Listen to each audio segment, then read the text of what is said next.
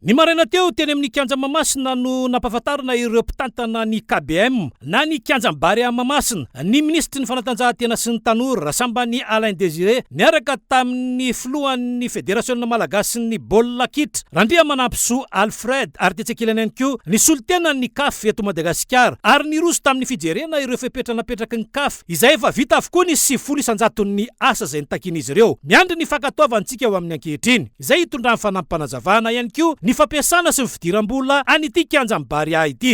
Ka ny fanatanterahana ny entretien ity dia mitady vola.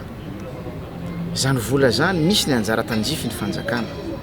Fantatsika tsara fa misy an'ireo infrastructure maro ato azo itandiavam-bola. Ao anatin'izany publicité. Ao anatin'izany fampiasana an'ireo efitrano izay natokana ho fivarotana. Tsy eto Madagasikara irery ihany misy an'izany. Fa manerana an'ireo kianja manaraka ny fientrana rapitraky ny CAF misy an'izany daholo reo. Dia ny fidiram-bola avy amin'ireny no ahafahantsika mandoa ny karamanam-piasa. Tsy misy mpiara-miasa miasa atao anatin'ny isanandro. Ahafahantsika mandoa an'ireo ataontsika hoe charge permanent, jirama, charge ampiasa moa voatevoatena to sy ny sisa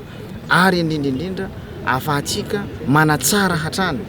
ny standard izay apetraky ny qualité apetraky ny CAF indrindra. Zay zany mahatonga an'ity bary ity tsy maintsy mijery fitadiavana fanampiana moa zany ny fitadiavam-bola ahafahana manodina araky ny tokony ho izy. Ministère misana ny tanora sy ny fanatanjahantena izay nison'ny Fédération Malagasy ny football sy ny solitena avy amin'ny inspecteur ny CAF. Ny tanjona voalohany amin'ny dia ty androany aloha zany fantatsika tsara fa tany amin'ny volana febroary 2024 no nijeritsika ny fepetra rehetra ho fangatahana ny homologation an'ity kianjany bary ity. Dia nisy valo tao ny teboka ny fepetra ny takiny zareo tsy maintsy tanterahiny Madagasikara ahafahana miroso amin'ny fankatoavana an'ity kianjany bary ity. Androany tonga eto ny tokotelo nahasa nahandro ategny tao ny ministère, ny fédération ary ny inspecteur ny CAF nijery ny visite d'inspection nataony androany nijery an'ireo teboka valo reo hoe aiza ho aiza amin'ireo teboka valo reo no vita, aiza ho aiza ny tsy vita ary inona ny tena tsy maintsy hankanafanapakevitra raha sanatria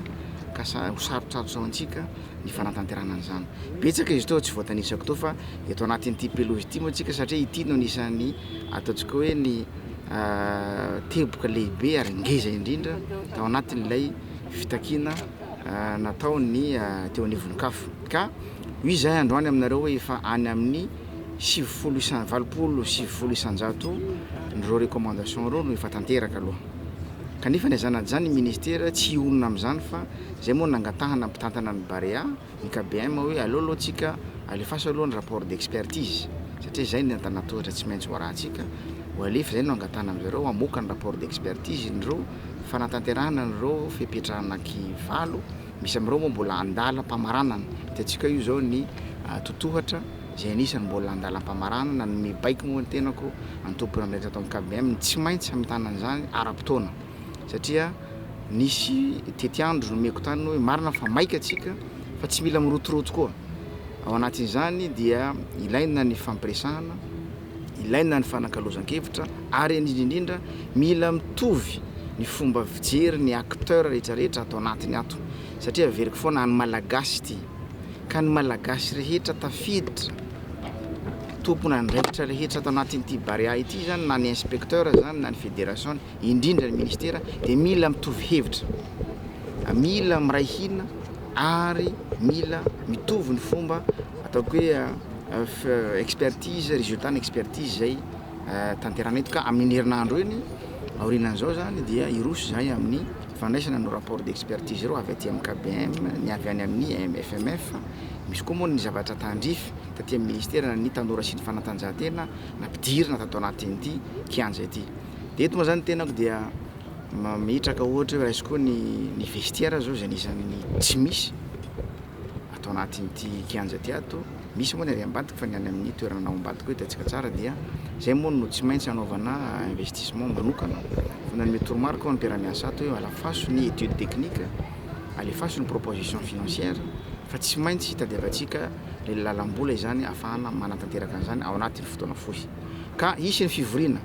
iarahana amin'ireo entité voateniko teo aloha reo amin'ny faraparany ny herinandro iny izy koa ny expertise manokana ho atao amin'ity pelouse hitantsika fa tena voajanahary izy ity amin'izao fotoana zao iaraha malala ny fandaniana na ny FMF ao anatin'izany na ny anjara raiky raisy ny fanjakana anatin'ity ka mila fanapahan-kevitra matotra izany tohizana ave ny fandaniana sy ny fomba afahana manao ny entretien ity saina ny fanapahan-kevitra mety ho raisina ka minao fa ao anatin'ny ataoko hoe ny fo ny fanahy ny vatana indrindrindra moa zany fanapahan-kevitra matotra feno fahendrena indrindra ao anatin'ny fanajantsika ny fenitra taki ny kafo no afahantsika manatanteraka an'izany mahakasika an'izay zany fantatsika tsara fa mila réunir aloha les conditions ao a les conditions techniques les conditions structurelles les rafo ary indrindrindra les conditions amina resaka décisionnel satria raha tsy feno ireo fipetrareo tsy afaka hirofy itsika amin'ny fangatahana indray mandeha any amin'ny kafo zany hoe rehefa tonga ny rapport d'expertise ho évaluenay ireo miaraka amin'ny FMF ny inspecteur en kafo rehefa afapo izahay zany hoe feno fepetra afahana mirofy amin'izany dia manapaka titiandro zay irosona amin'ny fangatahana any amin'ny kafo izy nareo atao izany manao ny fangatahana sy ny sisa tsy miova zany fantatsika tsara ny fepetra tadiky ny kafo dia tsy misy fiovana foana zany fa averiko indray mandeha tsy mila mirotoroto isika ao anatin'ny fepetra afahantsika miroso mankany amin'ny fangatahana fankataovana ity kianjany Barea ity dia isy tokoa ny fanatsarana ny lalàna mifehy an'ity ny orinasa mitantana an'ity Barea ity ny fanatsarana tsy fanatsarana mihemotra fa fanatsarana afahana manatsara ny fomba fitantanana atao anatin'ity ny orinasa mitantana an'ity Barea ity ao anatin'izany koa raha atao hoe laharam-pahamehana voalohany ny atleta mampiasa misy terrain basket ao amin'izao ny ny discipline sasany mangataka ny ampiasana ny efitra zay mbola malalaka azo anaovana infrastructure tsara atao anatin'ny fefy misy ny Barea fa manino moa tsy azo irosona zany dia zany anisan'ny fanatsarana tokony ataontsika satria ity symbole national dia aloha mampiasa an'ity rehetra fa averiko foana misy ny zavatra andoavam-bola ato misy koa ny zavatra tokony ampiasaina mamem-pona atao anatin'ity zavatra ny tikianja Barea ity ka zay mahatonga ana amin'ny teny hoe fitantanana ara-drariny sy manaraka ny lalàna ny tokony afahantsika fampizara atao anatin'ity Barea ity fa misy foana moa ndraindray ny ataoko hoe ny mifanararaotana ndraindray amin'ny lafiny maro samihafa aloha mba tsy isan'izany koa zay